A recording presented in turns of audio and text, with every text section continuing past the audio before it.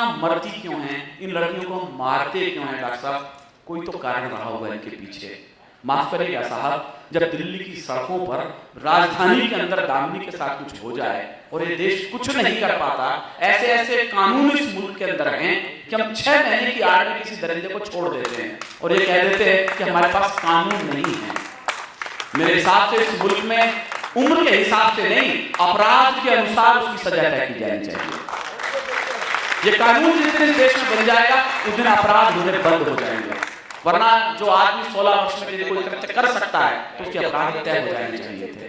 दामिनी की जब घटना हुई, मैं बस एक छोटी सी कविता कह के आज के इस आंसू की भाषा को अंगार में बरस करके, अंगार में बदल करके आपकी आज की वाणी को विराम दूंगा।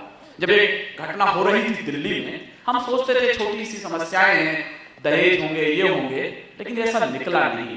जब मैंने देखा दामिनी के साथ सब कुछ हुआ तो मुझे एक छोटी सी एक शेर मंगल नसीम का याद आया। बड़े शायर हैं हमारे, परसों 26 तारीख को यहाँ आएंगे। संस्कृति यहाँ बैठी है, एमए कर रही है इस समय वो दिल्ली यूनिवर्सिटी से। दीपशिखा यहाँ बैठी है, मेरी प्यारी भतीजी बैठी है।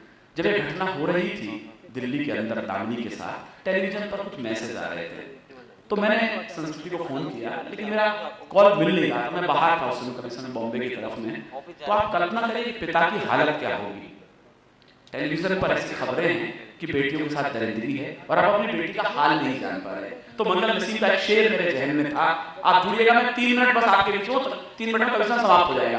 कि नन्ही सी चिड़िया बाज के पंजों में देखकर, इशारे में समझना घटना आपके सामने मंगल नसीम का शेर है। यदि कहीं सो रहे हैं वो मंगल नसीम तो उनकी नींद में खलल पड़ जाए कि मैं उनके शेर को कोट कर रहा हूं कि नन्ही सी चिड़िया बाज के पंजे में देखकर सपने में मुझे रात भर बिटिया दिखाई दी और भाई लिवाने पहुंचा बहना को गांव तो जोहड़ से तैरती चुटिया दिखाई दी, जोहड़ से तैरती चुटिया दिखाई दी। ये हालात जब होने लगे तो बहुत दोपहर तक मेरी बेटी से मेरी बात हुई, तो उसने कहा पापा क्या आपका पुरुष इतना क्रूर होता है? जो कुछ मैंने दिल्ली में सुना उसकी गलती नहीं थी मनोज जी। हर बेटी की जिंदगी में जो पहला पुरुष आता है वो उसका पिता होता है।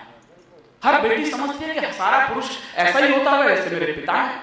लेकिन जब ये यथार्थ की कठोर चट्टान से कोमल भावनाएं टकराती हैं तो उसका सपना टूटता है। तो वो रोने लग गई, कहने लगी ये ठीक नहीं है दुनिया। मैंने कहा नहीं, तुम वीर रस के कवि की बेटी हो। जो मैंने अपनी बेटी से कहा वो मैं अपनी भतीजी से भी कहता हूँ, आप सबसे भी कहता हूँ, फूल बनकर जो जिया उसको यहाँ मसला गया। कविता मैं तुझे सौंपता हूँ आज की शाम, मेरी उपलब्धि है, मेरी भतीजी यहाँ है तो, कि फूल बनकर जो दिया उसको यहाँ मसला गया।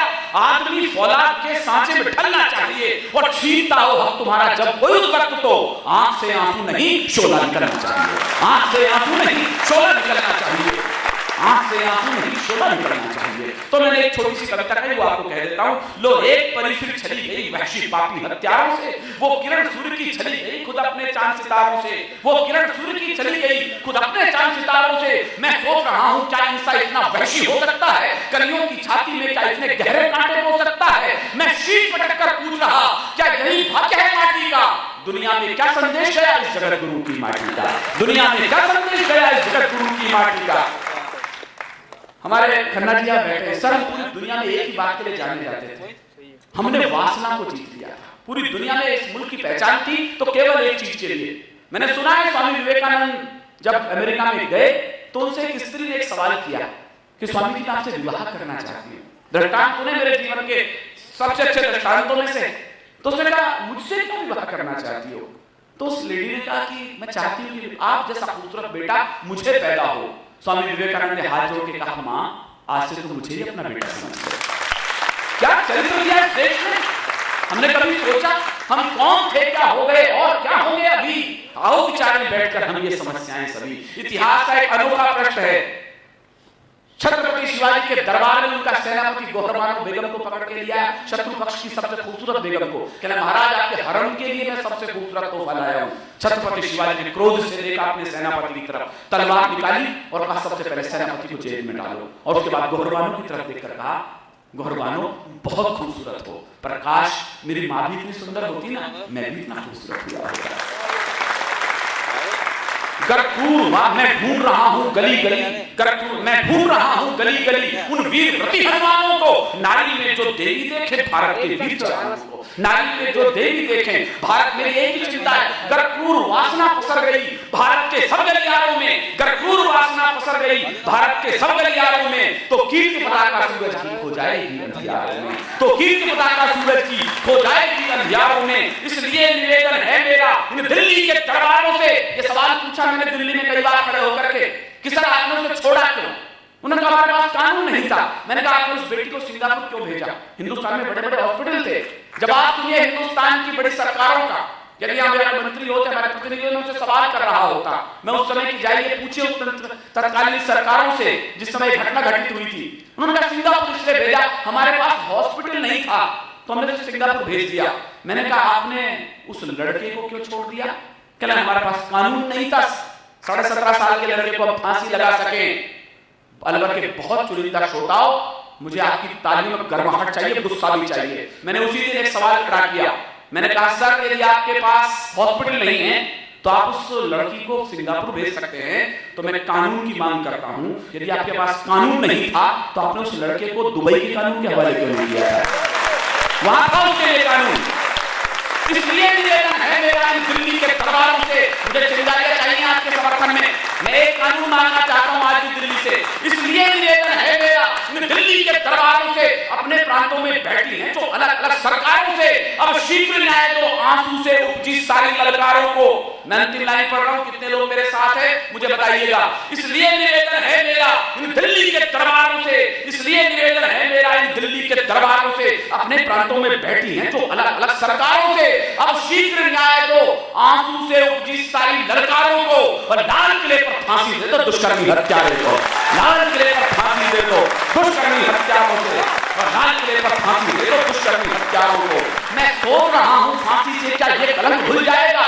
अंतिम 4 लाइन अपने साथ लेकर ले जाइएगा। सुकरात कहते हैं किसी भी देश में गुंडागर्दी इसलिए नहीं बढ़ती कि गुंडे सड़कों पर आए। गुंडागर्दी सिर्फ इसलिए बढ़ी जब गुंडागर्दी हो रही थी, शरीफ लोगों ने अपने घरों के दरवाजे बंद कर लिए। यदि बेटियां आज दुर्गति को प्राप्त हुई हैं तो आप और हम भी इसके लिए कहीं ना कहीं जिम्मेदार हैं। मैं सोच रहा हूं फांसी से क्या ये कलंक धुल जाएगा? इस पीड़ा को मैं दावे के साथ कहता हूं कोई पुरुष नहीं समझ सकता, केवल स्त्री समझ सकती है। मैं सोच रहा हूं फांसी से क्या ये कलंक धुल जाएगा? यदि आप समझ जाएं तो इन बेटियों के प्राण प्रतिष्ठा के लिए आप एक बार तालियां उठे। मैं सोच रहा हूं फांसी से क्या ये कलंक धुल जाएगा? जो घाव आत्मा तक पहुंचा वो फांसी से धुल पाएगा। जो घाव आत्मा तक पहुंचा वो फांसी से धुल पाएगा। जो घाव आत्मा तक पहुंचा वो फांसी से धुल पाएगा। इसलिए प्रतिज्ञा सभी करो, विष बीज नहीं बोने देंगे। ये प्रतिज्ञा लेकर आते हैं कमिश्नर समाप्त कर रहे हैं, आप सब मेरे साथ होंगे। इसलिए प्रतिज्ञा सभी करें, विष बीज नहीं बोने देंगे।